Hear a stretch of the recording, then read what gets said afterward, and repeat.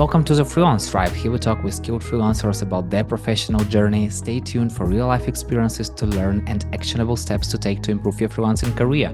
My name is Yuri. I'm a community builder at Code Control and 9am.works, and my guest is Steve Folland, a freelance video and audio producer, writer, the founder and host of Being Freelance podcast and community, parent, and cake eater, also known as the guy with the biscuits. And today we'll discuss how to build a community by having a podcast and how it can help you deal with loneliness and make your freelance journey fuller and funnier. So welcome, Steve. Thanks so much for having me. It's been some time. Finally, here we are. So let's start from the beginning. What was first, the Being Freelance podcast or community? The podcast. So I went full-time freelance 11 years ago after freelancing on the side for a long time. And I was trying to listen and learn. And all the podcasts I was listening to were entrepreneur podcasts. There were none about freelancing, which seems insane now because there's so many of them, which is great. But I just couldn't find any. So I decided to start one. So the podcast was 2015. It'll be 10 years next year. And then the community came along in 2019. Yeah. What was the hardest part of starting a podcast? Well, so I used to work in radio, so it wasn't a technical side. I literally already had a microphone. I knew how to edit. I was editing podcasts and videos for other people. So it wasn't that. It was, well, I don't know whether it was the hard part of starting it, but the promotion of it is something which is just a continual hard part of it. Yeah, it's that if you have a podcast, you go to all the trouble of making it, and that's kind of the fun bit, and you really enjoy that, or I do anyway. It's that constant having to remind people about it. Like even the people who love your podcast and listen to your podcast, even they need a reminder that there's a new episode, and because there's so much choice out there. So that is the bit which I keep hammering away at. Yeah. What is the easiest way of how do you promote your podcast? Well, the easiest way is probably to my email list, because those are people who actually have asked to hear about it. They want to hear about what you're up to. So that has a really good open rate, really good reaction to it. So whether or not they click through then I think that's a really great way of getting it in front of people. Really properly easy to do is using Instagram. Like I can go into Spotify, click share to Instagram, and it creates a really nice visual, especially now that I do episode artwork. Each one is a bit different, but clicks through to Spotify. Like that couldn't be easier. It's brilliant. But I also create, like you do, like little videos and things to help promote it and stuff like that. But that's not easy. But there again, software is making it easier than it used to be. Yeah. I feel like in the upcoming few years, you'll just have to have the conversation, then just push the button, submit, and everything go out. You don't have to do anything. Like you just have to have a conversation. Yeah, do you know, there's already tools like within Riverside, for example, which is like a platform that you can record podcasts on, where almost as soon as you finish talking, it's created the transcript, and from there its AI robots are picking up what it thinks are the best bits. I don't quite know what their thinking is, but I'm sure they're honing it all the time. Sometimes the clips are spot on though. I've used other tools to do this as well, and like I've run it through and it will say, this is a great clip, this will get you great reaction, and I look at it and it's exactly the same clip that I spent ages making myself earlier that day. Yeah. But I still think we need that human element to go, actually, what would make that okay clip even better is to shorten it here and here, and to add the captions and make the captions much more on brand to my brand and things like that. So at the moment, yeah, I reckon you're right. I reckon we'll get there. Maybe we have to train the little robots to do it a little bit better, but it's so much easier than it used to be. How do you decide who to invite to your podcast? It's actually like a constant ongoing process where I look online at interesting freelancers that I might stumble across on Instagram or used to be Twitter. I don't go on there really anymore. LinkedIn, for example, I see what people are up to, and then I sort of follow the trail. So I click through various people, and it might even be connections to those people. And then I click through and I read their stuff.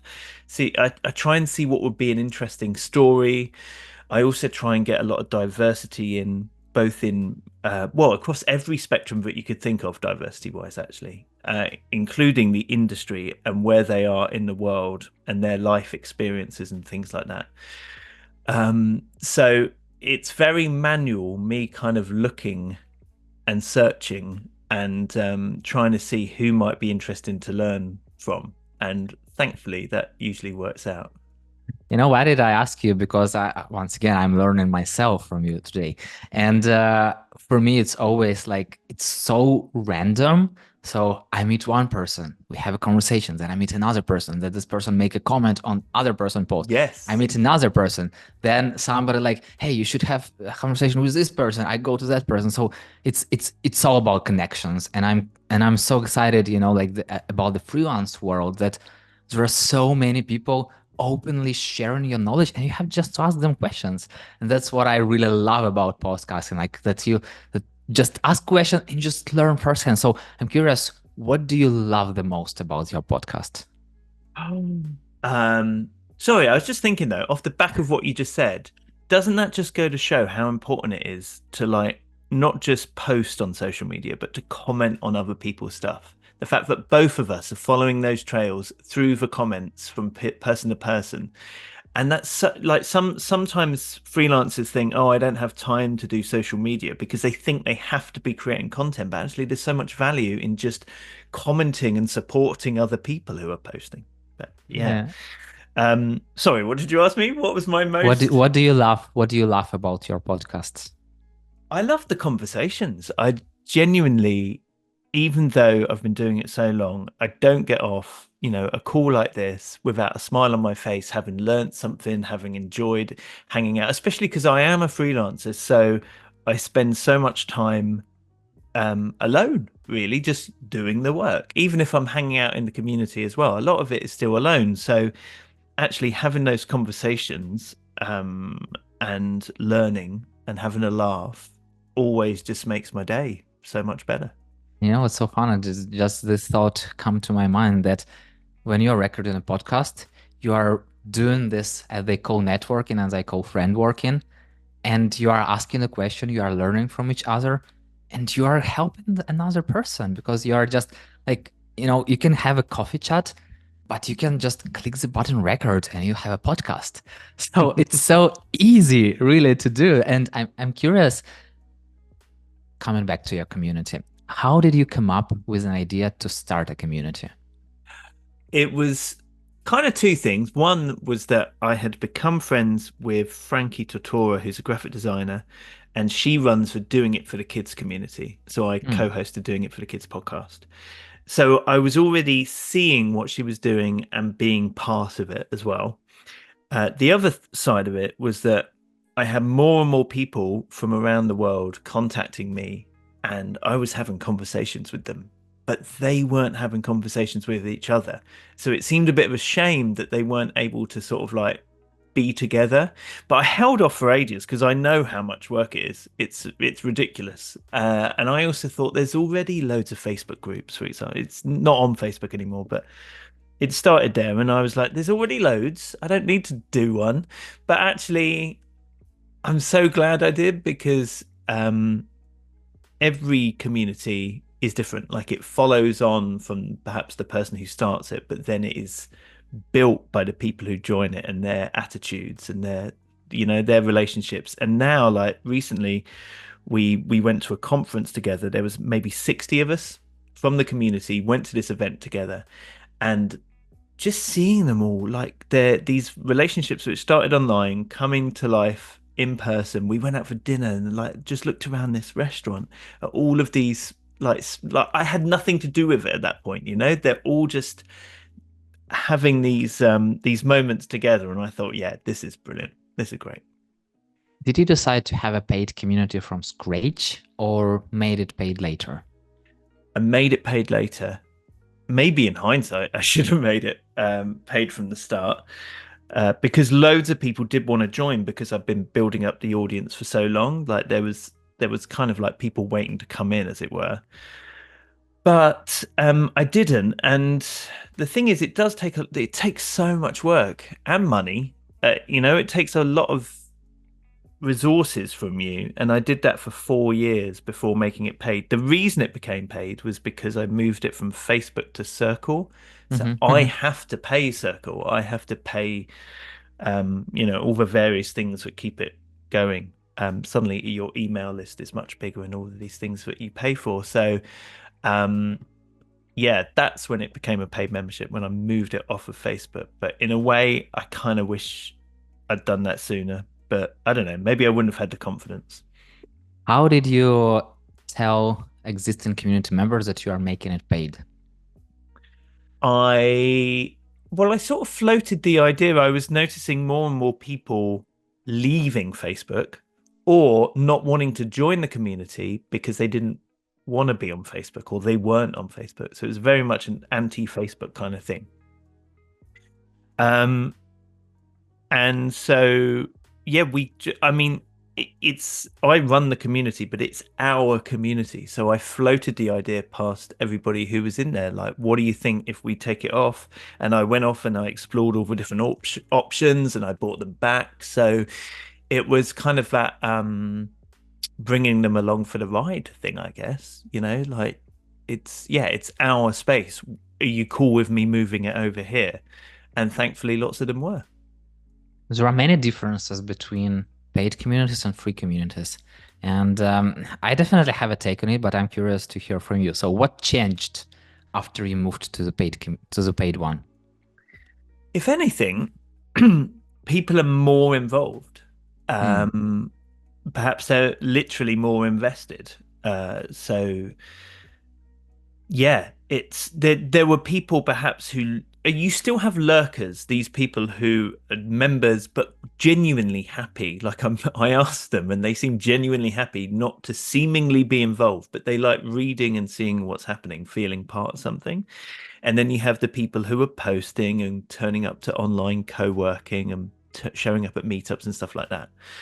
Um, so yeah, so that changed. I think there's more involvement. Also, because it's not on Facebook, it's more structured. So there's you can organize your conversations in much better ways so that they're more useful. So it's a more useful space. And I think as well, it's I kind of like have a validation or an excuse, I guess, to pour more energy into it because I guess I can be paid for all the time that I was just doing for free from a sort of philanthropic, being nice kind of side of it. Because obviously, when I have bills to pay, I've got client work to do. I'd much rather be doing community stuff because I love doing it and I see the value that people get from it, the pleasure they get from it, the opportunities that come their way, all of these things. So the more I can put into it, the better. So it kind of has helped me do that. So it's kind of helped the community, but it's also helped me help the community by making it paid. How does hosting a podcast help you connect with people in the community and connect them with each other? Ooh, I don't I don't know. I guess it provokes some conversations, and sometimes I interview people from within the community, and then obviously that helps them get known even better. It's become a weird thing where actually, for years the podcast was my thing, and Hmm. now it feels like the community is my thing, but the podcast is like content marketing, is like feeding in to the community. So it's kind of been a shift in my head as to the priorities recently. We also do another thing in the community called the Freelance Disco, which is like a live podcast. It's like a live show with music videos and things in it. Um, so that is much more like you can comment live, you can have every guest on it is part of the community. So that is definitely helping them get known and it kind of feel like we're all hanging out together. So it's less the podcasts doing that, more the live stuff we do within the community, I think, that builds those connections. How does the community help you to be a better freelancer? I think in general, if you surround yourself with people who are doing and perhaps excelling at the thing you want to do, and whatever that is, it could be running, but in this case, it's running a business. And so, yeah, it's just great to be able to have a space where you can ask questions, bounce ideas around, like sense check. When you're doubting yourself and you kind of want another opinion, that that is just hugely beneficial to have a space where it's safe as well to go, because it's private. It's safe to go and ask that and kind of be vulnerable, as well as celebrating your wins, like celebrating the good stuff that comes along. So that helps. And I think just not, but we shouldn't underestimate the importance of not feeling lonely, not feeling isolated. I think it helps. But when I was at that event recently, there was a new freelancer and she stood next to me at the bar and she was like, it feels so good to be surrounded by people who get it. Like in my life, she said, like my family, my friends, they don't understand what it's like to run a business, to think about this. They don't even understand really what I do. But it's all those pressures that go with running a business and the buzzes of it as well, like the things which get us excited. So to be surrounded by people who do that, that kind of like spurs you on to do even better, I think. I feel like this live events, I mean, not online, but in person when you meet up with other freelancers, is a crucial part of the community that you are working on. And I'm curious, do you think that online community without live meetups is given the same value, or is there still a difference? Oh, I think you can definitely run an online community and never meet up and still have really great relationships come out of it. We have people like we do weekly co-working where we're on a call, but we also get to chat to each other. We have tea break socials, like these online chats where we just get to hang out. We play Mario Kart online, like there's loads of different things that we do online just to get to know each other and to hang out. Um, and not all of those people will show up to an in-person thing. For a start, some of them might be in Canada or Australia, and most of the stuff we do is in the UK because that's where I'm based. And in even the people who are in the UK, obviously that's a big place. So you you have people who aren't going to travel to where it's happening. So yeah, I think you can definitely have a brilliant community and get to know people online. Um, but there's definitely magic when you get to meet in person. When someone joins the community, there are always a lot of expectations, especially if it's a paid one. They like thinking like, oh, I will take this, I will connect with this person, I will take this, like I will improve my freelancing journey. So I'm curious, what is the right balance from your perspective? What is the right balance between giving and taking in a community? Um, well, I don't really, hmm, I don't quite know. What I do see is that if you want to get the most out of a community when you join it, it that happens by showing up, by showing up regularly and being part of it. And that can happen really quickly as well. You can be easy to join a community and think everybody already knows each other, but they're very welcoming, at least ours is. Um, so getting involved, posting, commenting to help out other people, that's kind of crucial.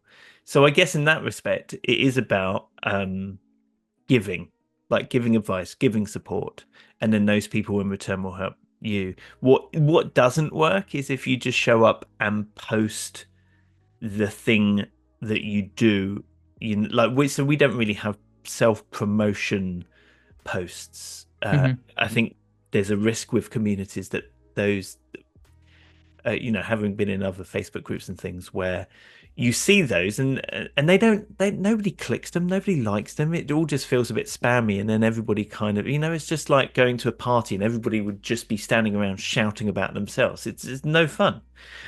It's about the conversations and often not even about work, all the random things. So, yeah, don't be the person who shows up and just shouts about your thing. Get in, cheer on other people, support other people. And then when you need help, post, don't be afraid to post that. And then people will be like, oh, yeah. And that time it's your turn to receive. What I learned from the freelancer communities that we have is that people are busy. They have projects, they have family, they have personal life.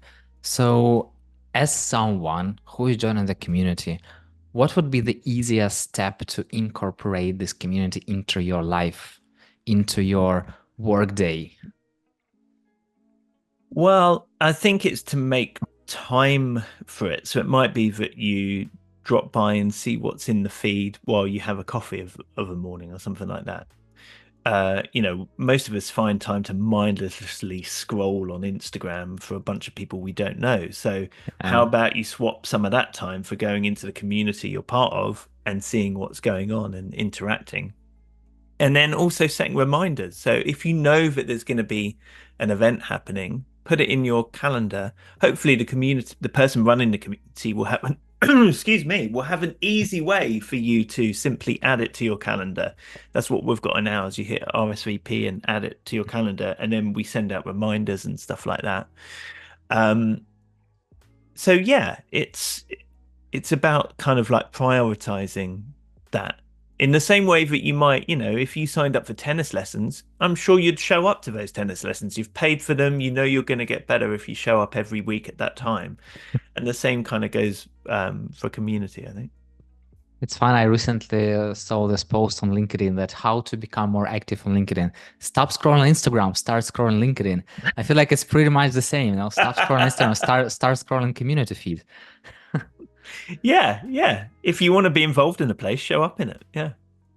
Steve, I wish to have the sky's the limit, but time is the limit. So the final question, what is your favorite food? Ah, well, do I go for cake or biscuits? I'm gonna go for cake. Um, yeah. I mean, is that bad that I'm not picking some sort of fruit? Um, the funny thing is, sometimes, like when you have an apple, if you have a really good apple, it's incredible, isn't it? It's just beautiful. But some apples are a bit rubbish and woolly, whereas I very rarely get let down by a biscuit or a piece of cake. Like, It's that's always it's always that good, yeah. yeah. So there we are. Fruit needs to up its game. What is the best way to connect with you? Uh, well, probably on LinkedIn or Instagram. I'm Steve Folland on LinkedIn. On Instagram, I'm at Being Freelance. And if you go to beingfreelance.com, that has everything: the community, the podcast, the articles, everything. Thank you so much for sharing your experience, Steve, and it's been such a pleasure to hear and learn from you. So good to chat. Thanks for having me. And thank you so much for listening. If you like the show, hit the like button on 5 stars and share it with your friends. That's it. We're done. See you in the next episode.